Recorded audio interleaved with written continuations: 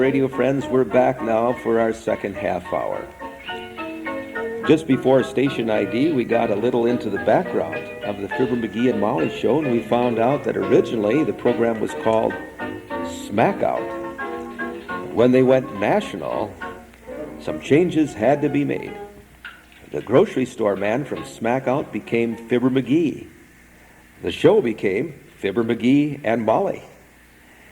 In those early days, Fibber was envisioned as just an extension of his Smack Out character, mainly a teller of tall tales. The show started slowly and built its huge audience gradually over 6 years, and there were some dramatic refinements along the way. The shows of the mid-1930s really lacked polish.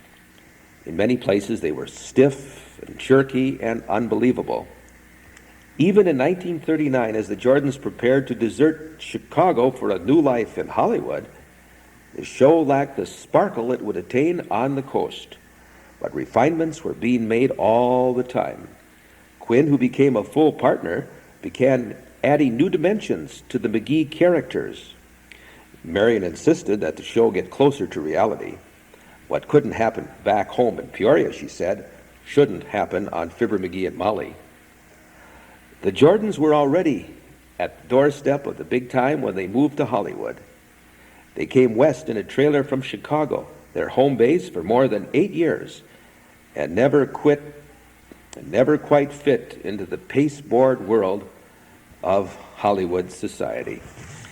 And now it's time for us to join Fibber, McGee, and Molly, a broadcast from October 14th, 1947. The Johnson's Wax Program with Fibber, McGee, and Molly.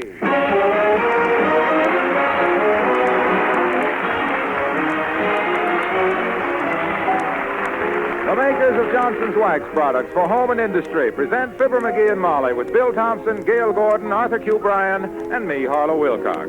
The script is by Don Quinn and Phil Leslie.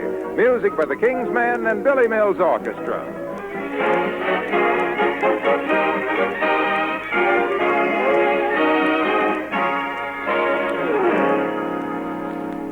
Homemakers have found a better way to keep their furniture and white woodwork looking bright, clean, and beautiful. They've found that Johnson's Cream Wax is an easier way, a faster way, a brighter way. Cream Wax is a new product and a vast improvement over old-fashioned oily furniture polishes. Oil leaves furniture sticky. Oil catches dust and makes furniture dull and drab. The new Johnson's Cream Wax does not contain one single drop of oil, not a drop. This creamy white liquid is a combination of genuine wax and effective cleaning ingredients. When you apply Cream Wax, the cleaning ingredients remove every trace of dust and fingerprints. At the same time, it polishes to a bright, gleaming luster. Your furniture and light woodwork will be richer and brighter. That hard wax film protects it and makes it easy to keep clean, too. Try Cream Wax on refrigerators and enameled kitchen equipment. They'll stay clean and bright longer. Ask for Johnson's Cream Wax to bring out the beauty of your home.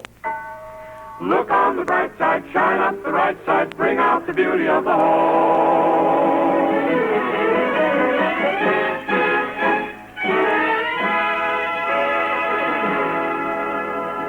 A great chemist and inventor were lost in Mr. McGee of 79 Wistful Vista. The only trouble is they won't stay lost. Because here he is at it again in a homemade laboratory working out a homemade idea as we meet Fibber, McGee, and Molly.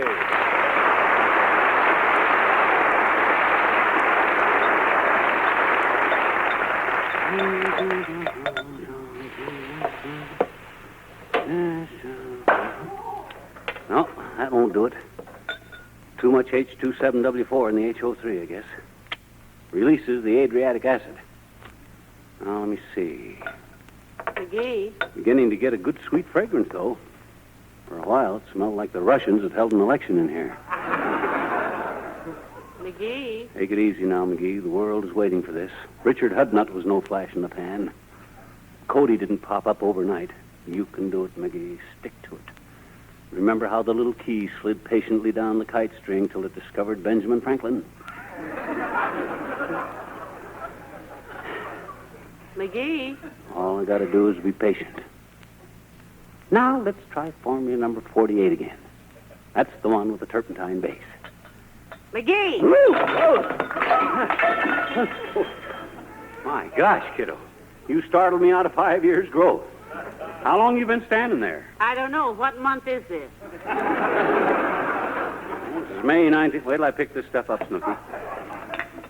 Lucky I had the rug took up and my raincoat threw down. Boy, get a whiff of that alcohol.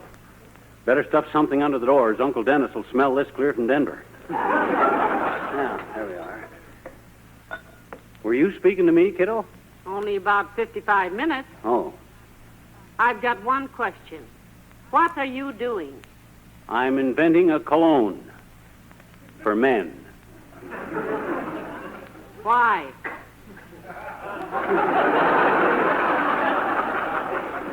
A good question. Because men, my dear, spend $32 million a year for colognes, lotions, hair tonics, and various cosmetics. I want to cut myself in on that dough.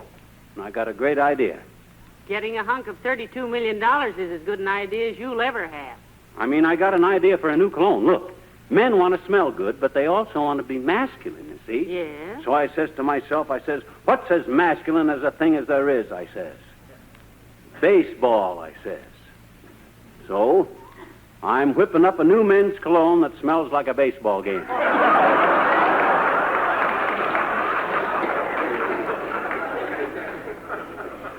Ah, yes. The piney fragrance of a first baseman's glove. Combined with the spicy tang of a wet dugout. Right. If I can extract the odors of popcorn, salted peanuts, cigar smoke, and chewing gum, and add the scent of green grass and alcohol rubs, I'll have me a cologne that no red-blooded American boy between the ages of 16 and 96 can resist. What are you going to call this boon to the bleachers? Pop's fly spray? Glove in bloom? Or my error?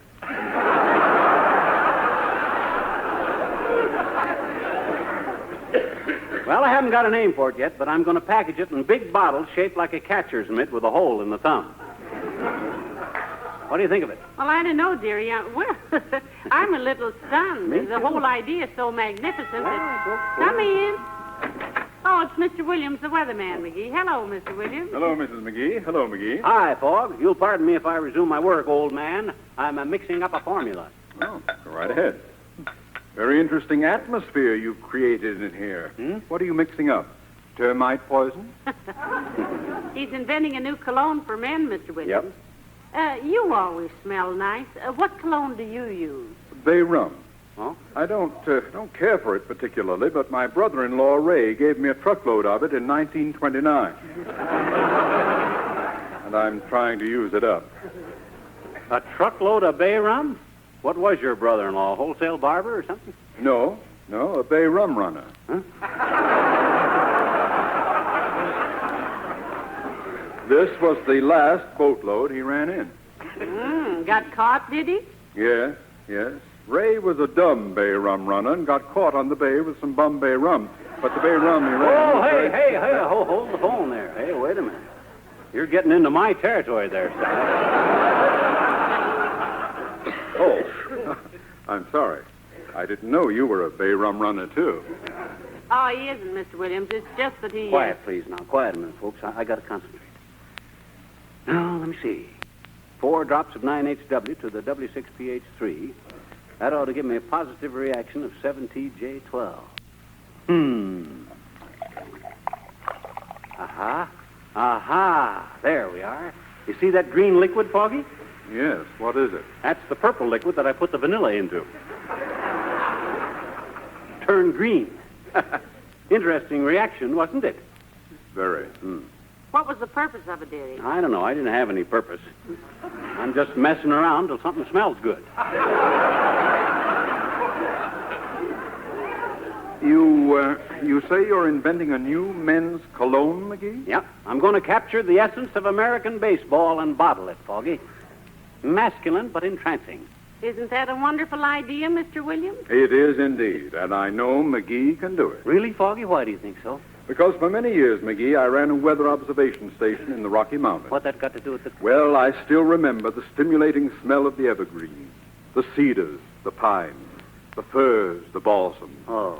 How they released their fragrance as the warm sun and the gentle rain brought out their natural aromatic juices. And you mean McGee is as strong and healthy as an evergreen tree, Mr. Williams? No, but he's just as sappy.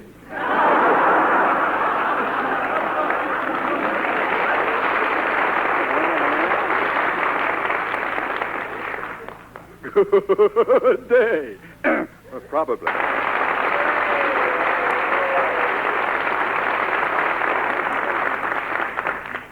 Well, how's the baseball cologne progressing, McGee?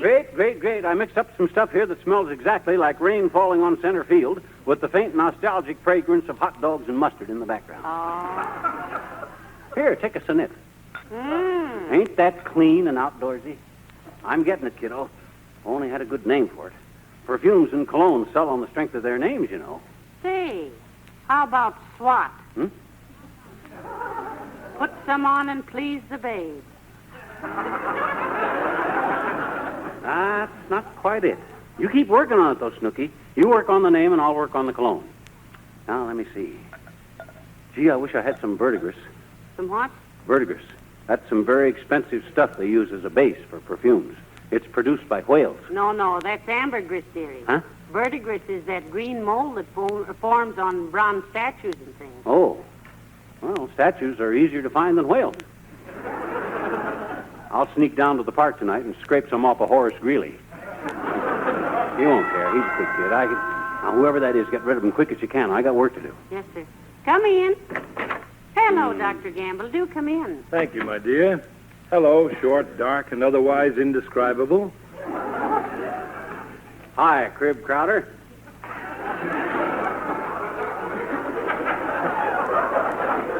How come you're away from the hospital? Lose somebody's liver on the cutting room floor? Or just get tired of chasing the pretty nurses down the long, dark hall? Now, McGee, that's no way to talk to the good doctor. It's the only way to talk to this doctor. Make an intelligent remark around him, and he stares at you suspiciously like you, too, had cheated your way through the 8th grade. Our lovely friendship must be ripening into a nodding acquaintance, Scoop Snoot. Oh. This is the first time you've admitted that I got as far as the 8th grade. What's that odor? Smells like a bunch of violets being crushed by a wet bathing suit. Now, that's some cologne himself is mixing up, Doctor. He's trying to find one that smells like a baseball game. Yeah. Well, keep trying, Sonny. This one smells more like the midget auto races. Don't you worry, Fatso. I'll get it sooner or later. I'll get it. You know what? He says men spend more than $32 million a year just on colognes and lotions, Doctor. Imagine that. And he wants some of that money. A very laudable ambition, I'm sure. So that's what all these bottles and things are for. Yep. He's a perfumer. Yep. The perfect racket for anybody as nosy as he is. What do you think of my great idea, Doc?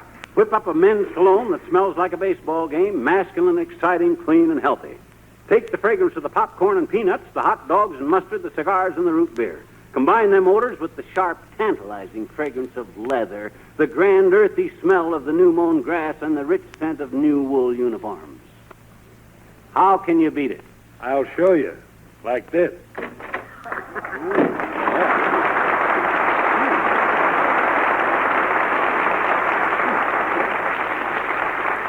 Left in a huff.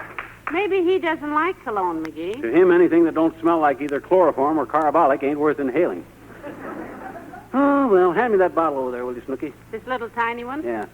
What's in that? Looks very sinister. That's my own extract of leather.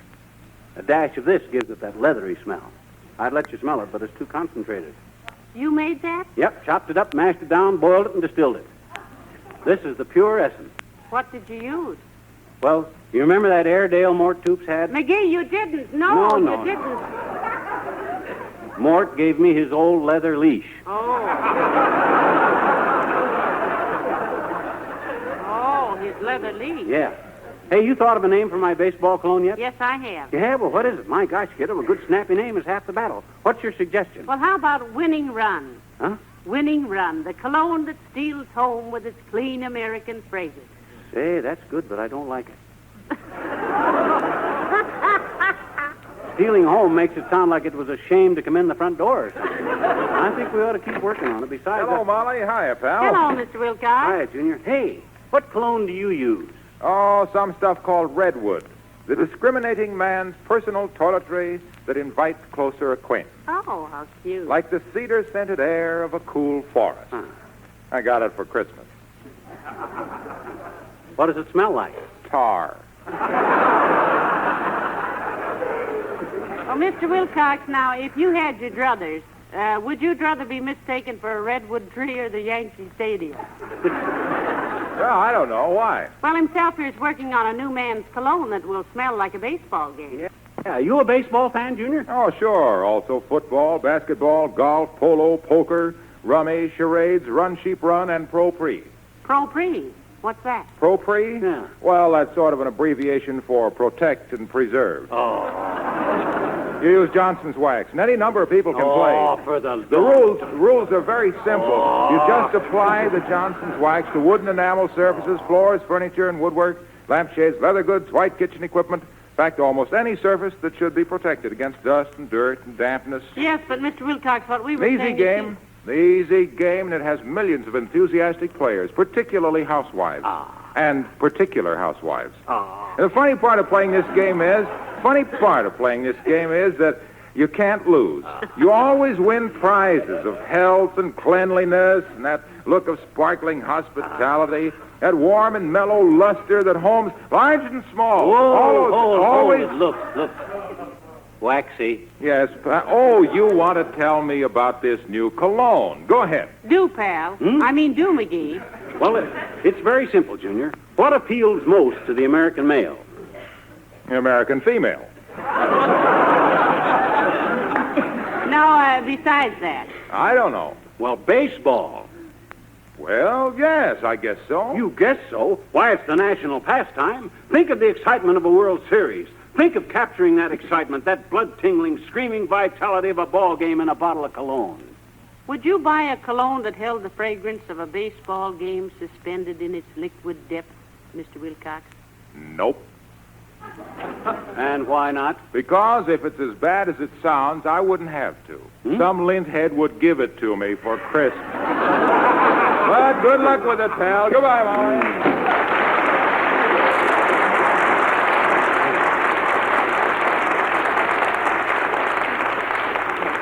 Ah, dear, a scoffer. It's a regrettable thing, my dear, that one's best friends are the ones who have the least faith in one when one is doing one's best to make something of myself. My very word. Yep. And if you'll excuse me, who begun, I must go upstairs and sort the laundry. Aye. Let me know if there's anything I can do to help. Yeah, and let me know if you think up another good name for my cologne. Ah, there goes a good kid.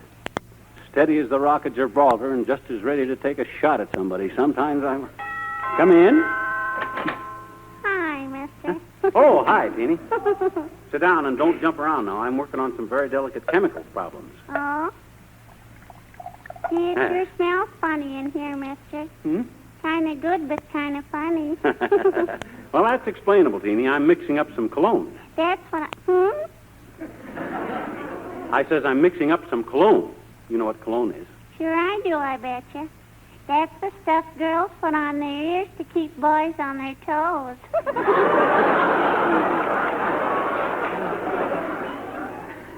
What flavor cologne you gonna make, mister? Carnation or violet or what?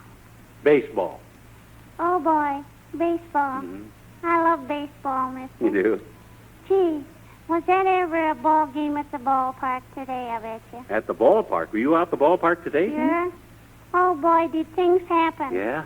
It was the last half of the ninth inning, and Wistful Vista was behind 6-4, and the bases were loaded, and our heaviest hitter came up to bat. Yeah. What happened? Well, the pitcher wound up and threw the ball, Yeah? and an usher bumped my elbow, and I got my face stuck in my box of popcorn. When I got it unstuck, the game was over.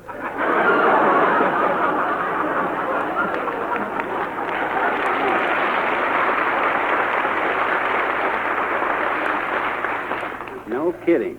Who won? I did. Hmm? I get 3 boxes of popcorn and my ticket back if I'd stop squalling and go home.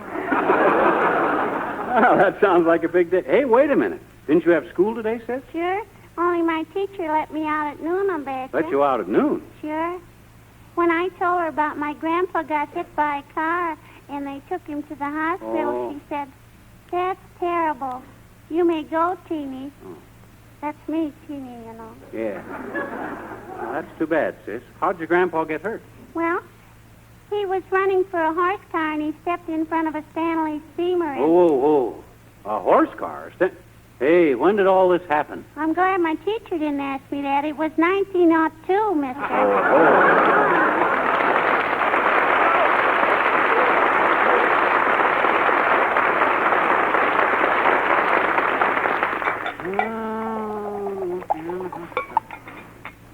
Now I'm getting it. Dash more of the carnation and a smidgen more mustard. If I'd have thought of this idea 10 years ago, I'd have been a wealthy man by now. But no, I had to wait till taxes were sky high. Hey, Molly. Yes, McGee. I think I'm finally getting it. How's this for fragrance? Take a sniff. Well, it's not bad at all, dearie. Mm. Rather a nice cologne. Although, to be frank, it isn't particularly reminiscent of baseball. You mean you can't even detect the root beer, the rose water, and the nicotine I put into it? My gosh, I worked hard to get Come this. in. Oh, it's the old-timer, McGee. Hello, Mr. Old-timer. Oh, hi, old-timer. Hello there, kids. Hey, what do I smell in here? That your shaving lotion, Johnny? Does it smell like shaving lotion? Well, daughter, it smells either like shaving lotion or the stuff Papa used to cook up when we had that little cabin down in Tennessee. Oh, you had... I remember I used to ask Papa, "Papa," I'd say in my childish way. In my childish way, which some folks say I still got. What is that stuff in that big copper kettle that Uncle Roof pours into jugs and hides under the old stump? And Papa would just kind of chuckle and larrup me with a powder horn. A powder horn? You mean your father still used to load his rifle with a powder horn? I didn't say nothing about a rifle, Johnny. Oh. The powder horn belonged to Mama. Oh. She put flour in it and used it for a compact. And what was in the big copper kettle, Mr. Old-timer? Maple syrup, I presume. Daughter, there was 2 revenue men that was just dying to know the answer to that question, and they succeeded, too. In finding out? Nope, in dying. Uncle Roof got one of them right betwixt the ears, and Papa nailed t'other one with a clean shot through the larynx. Wow. Mama was so proud she gave him hominy grits and apple pandowdy for dinner. Well, that's terrible. Shooting at revenue officers is a crime. Not in them parts when I was a young'un, daughter. No? Shooting at revenuers was just kind of considered a common citizen's protest against government interference with private enterprise. Your family have any feuds down there in Tennessee? Oh, plenty, Johnny. I was shot at 4 times before I was out of my 3-cornered pants. Is that so? In fact, I was wounded before I was weaned.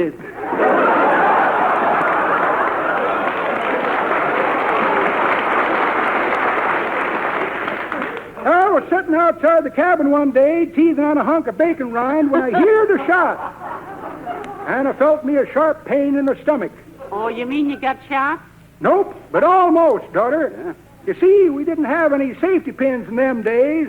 Mama used to pin me with a long thorn. The bullet had slugged through the wash tub, ricocheted off the plow blade, and drove that thorn 1/2 inch into my little stomach. Mama was so worried and upset, she took a hang strap and liked to beat my brains out.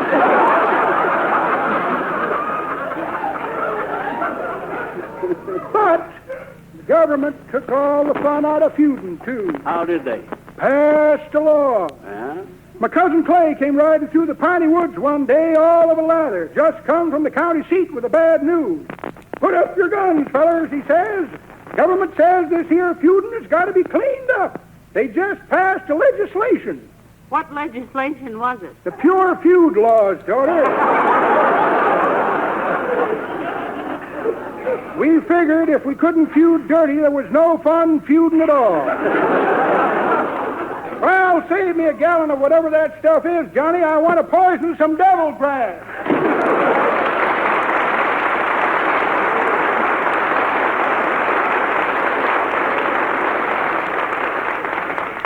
He didn't give me a chance to explain about my baseball clone. Well, he's hardly the Cologne type, dearie. He's more of a rugged individual. I see. Did you say you thought you almost had the formula you wanted? Yep, just a few more experiments, and I'm ready to start dickering for a bottling works. Imagine me, the first man in America with enough imagination to capture the essence of baseball in men's cologne. Well, now we still haven't a name for it. No. As you said, no matter how attractive a product is, the name is very important. Yeah, we gotta get a good name. Maybe something like with a French tang to it. How do you say the fragrance in French? L'odeur. L'odeur. L'odeur. The fragrance of baseball. What's French for baseball? How about Osher? Osher. Does that mean baseball in French? If you say the whole thing fast, it means baseball in any language. L'odeur, Osher. L'odeur, Osher. L'odeur, Osher. L'odeur Osher. Wow! That's it. L'odeur Osher. Why, I can just see the billboard. Get a bottle of L'odeur Osher, the essence of baseball. Why, that's terrific. Call Rexall. Call Walgreens. Call DeRocher. Yeah, call DeRocher, too. Boy, this is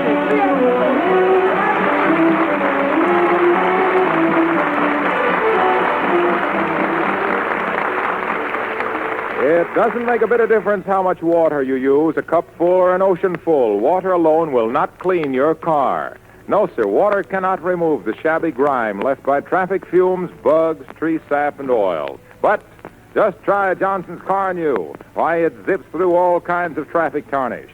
You see, Johnson's Car New contains effective, powerful cleaning ingredients that remove all dirt and stain. And because Car New is wax fortified, it polishes at the same time it cleans. That's right. Car New cleans and polishes in one easy application. You merely apply Johnson's Car New, rub a bit where traffic tarnish is stubborn, let dry to a white powder. Whisk off the powder, and your car is sparkling clean and shining. Just think, without hard buffing or rubbing, you can give your car the sparkle and luster of a brand new showroom shine. Try it, won't you? Give your car a Johnson's Car New beauty treatment. Johnson's Car New is the quickest, easiest way to bring out the beauty of your car. Look on the bright side, shine up the right side, bring out the beauty of your car.